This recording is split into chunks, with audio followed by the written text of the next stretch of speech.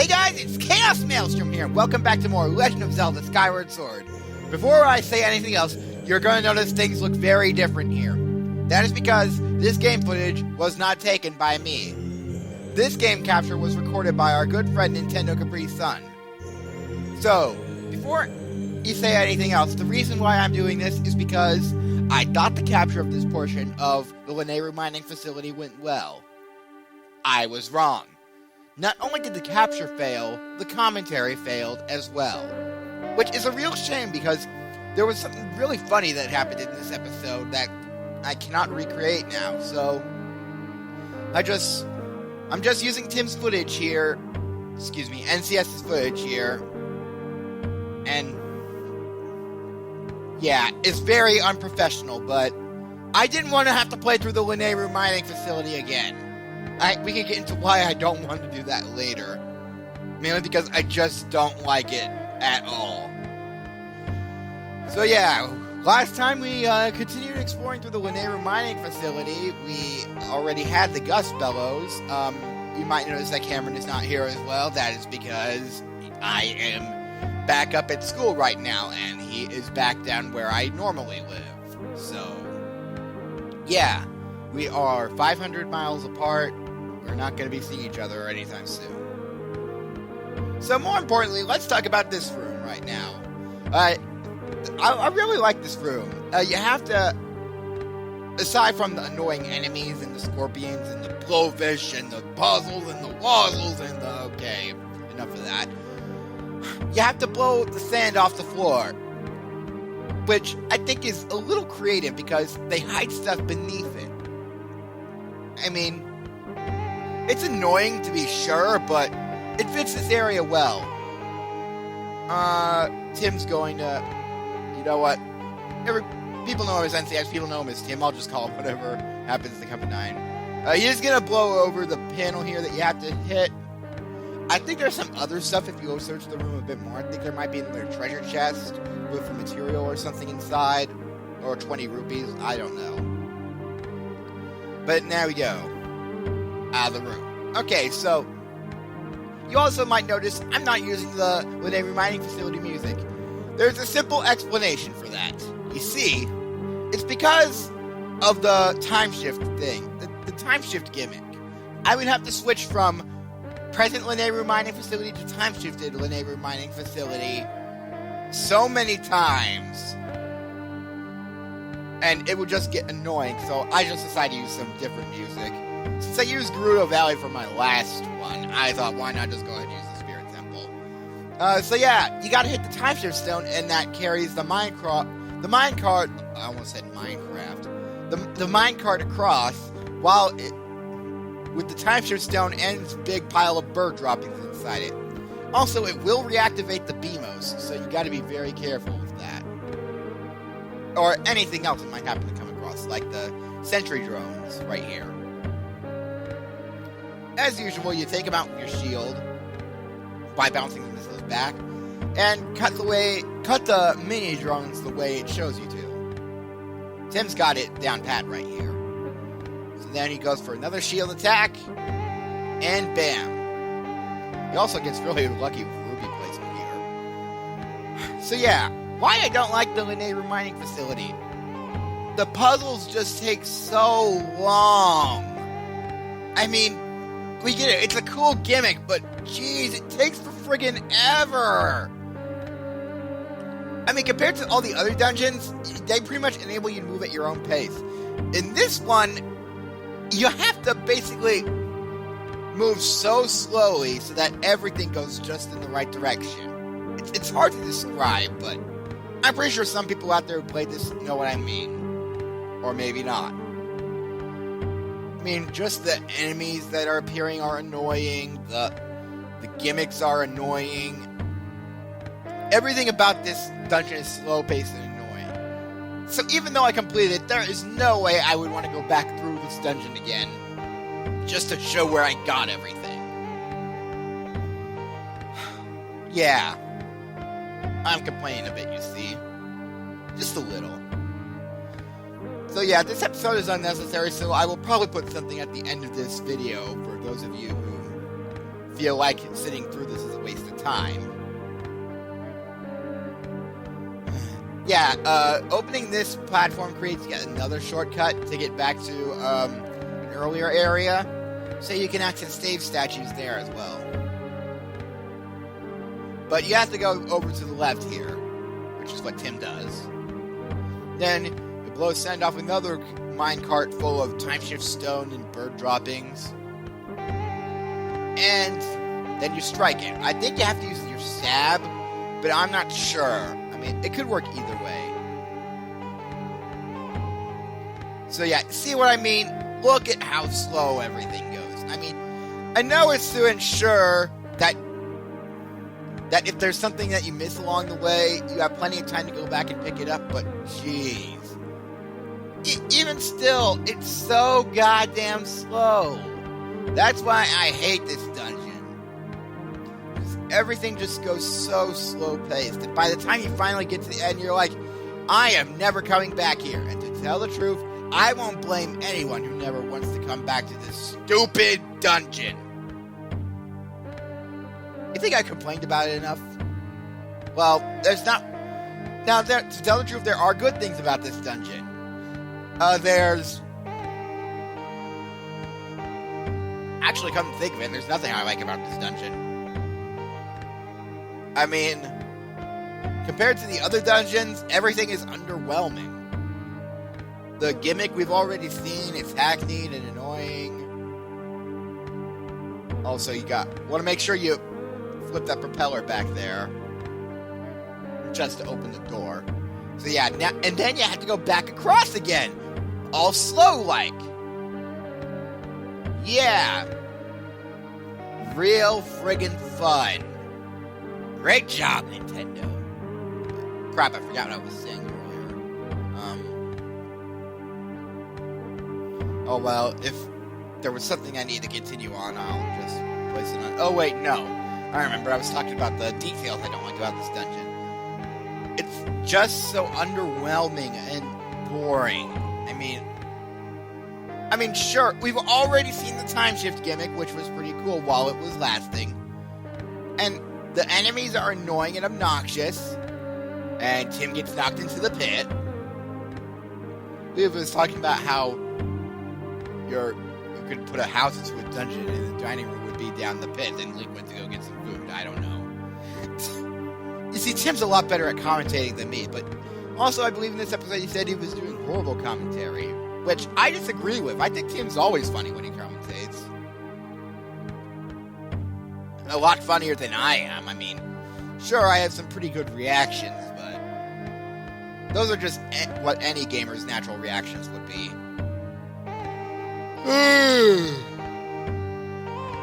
Yeah. So we've already seen everything before that this dungeon has to offer. Nothing new, really, and just everything new that it does have to offer is extremely slow-paced.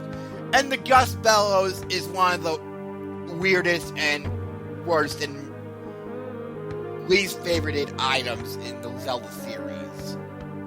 So yeah, that's why I don't like this dungeon. Because Gust Bellows sucks. In this case, I guess it blows. And yeah. Just yeah. You guys know my opinion. I think I've ranted about it enough. So, in this room, there is one more thing that we can be getting, and that is the boss key. Or the golden carving, excuse me. So, what you gotta do is dash across here and hope that you don't fall to your death. Which is easier said than done. Because if you run at the wrong time, you will get pelted by a giant ball of spiky bird droppings. Yeah, but isn't this dungeon fun? I mean, blowing sand around, blowing platforms. Yeah, this dungeon blows. That's pretty much the entire Lanayru mining facility in a nutshell. This dungeon blows. Alright, got a bit of a puzzle here coming up that Tim sort of messes up on. He remembers how to do it, but he forgets. You're supposed to bomb those things right there. Now, while I was bombing those things in my failed recording, something really freaking funny happened. I misplaced a bomb, and when I did happen to throw one into the thing, the bomb I misplaced exploded and knocked me into the path of the falling statue. So I got knocked into the path of the falling statue by an exploding bomb and then got crushed by the statue. Cameron was like laughing for a minute straight, and so was I, because that was pretty priceless. And I can't believe that there isn't a single remnant of that left. It is so painful to imagine. I thought for sure the capture was doing well. But I have good news after this. I still haven't finished the LP yet, but I have made it past the 4th dungeon at this point, and I can say this. I think there aren't going to be any more issues with capturing for the rest of this LP. I know I've said that before, but this time I have devised a new method because I was using I had it set to capture Wii U games, and I was playing this game, which is a Wii game, on the Wii U. So, I think that the resolution might not have quite agreed with the capture software. But now that I have it just set to any capturing another object with HDMI input, we shouldn't be having any more problems, I hope to the Lord. So yeah, what you're supposed to do is bomb those other things, and they will show you these panels behind it. The 3 statues have either 1, 2, or 3 panels behind them.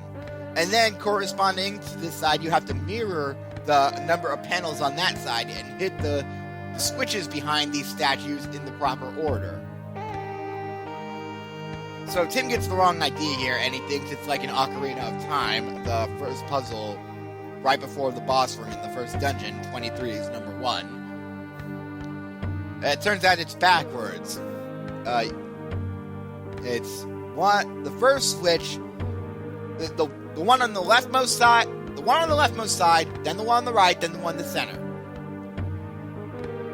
So that's how you do it. I would cut ahead, but there's not much I can really do. I mean, I have everything set to... Because I'm commentating over the footage that I edited together from the 2 episodes of the footage that I lost in the temple. So yeah. But either way, Tim is just about done here. He is going to get to the point where I left off in the next video soon.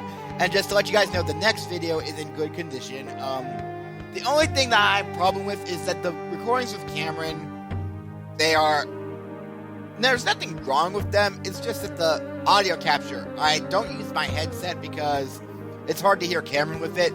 But if I use my computer's microphone, then it catches everything around it, including the audio from the game. I would turn it off, but I would like to know where in the capture I can sync up the commentary with the game. It's complicated to explain. People who've edited videos like this before know what I'm talking about, I hope. So yeah, that's the proper order right there, and that opens the door. So, now you gotta blow this platform, and as you know, blowing things gets them to do what you want them to do. Isn't that wonderful? Yeah. You guys sick of these puzzles yet? Because I was sick of them from the moment I entered this dungeon. But thank the Lord, I'm almost have to see the last of these. Now, we gotta fight two Armoses here. So, they are, I already showed you how to defeat Armos before. They are not too much of a problem. If you stay outside the parameter, they can't really hurt you. Except back there, because Tim got hit while outside the parameter of the Armos' patrol route. So you just gotta be really crafty while facing them. And make sure to keep your distance and blow them properly. Wow. I'm running out of stuff to talk about because I am just this dungeon is Well, for those of you who don't like this dungeon, I will tell you this. The 4th dungeon is probably my favorite dungeon in the entire Zelda series. Yeah, that's saying something. So now we get the boss key, which in this case is another golden carving, as with all the other boss keys. And it is the ancient circuit. We insert that into the boss door and it will open. And also opening that chest opens the door back to the room from before. So now all Tim's got to do is get to that door, but it's hard to tell where it is. So what he does is climb down the ladder here, which is what I think you're supposed to do. And then he has a little skirmish with the Beamos here. That's another thing. Beamos, the first time I played this game, I had the worst time with. And now I don't think they're so bad. I mean, sure, I still hate their guts for everything else that they've done to me in the Zelda series, but in this game, they're not as bad as usual. And Tim gets blown off by the wind there. Bad timing on his part. And of course, gotta run into the electricity again. See? So yeah, just get past the giant spiky bird droppings, and then you will be able to get to the friggin' thing. Boss door. See, there's a door we need to go through is over there. Tim barely makes it past that air geyser. And he does some parkour up against the wall, as he would call it. Then you just go through the door, and you're almost done. You're nearly to the end now. You're almost out of this accursed dungeon. So just, all that's left for you to do is strike that and get across this chasm. You can only do it while the time shift effect is activated on the platform, though. So you can only blow the platform while it's active. And once you get across, you will be at the boss door. Thank God that's over with. So yeah, the boss door is right over there. As soon as you get the time shift thing over here, it opens the way to the boss door. But yeah, that's about all for this episode. There's a save statue over there. That is really handy to use. And I pick up the next episode from over there. So, next time on The Legend of Zelda Skyward Sword, I will meet you guys back here with Cameron, and we will actually take on the boss. With me actually doing it. And not me having to force something together like this at the last moment. Friggin' finally. Gotta blow some more sand, of course. You know what this dungeon needs? More sand. Laters!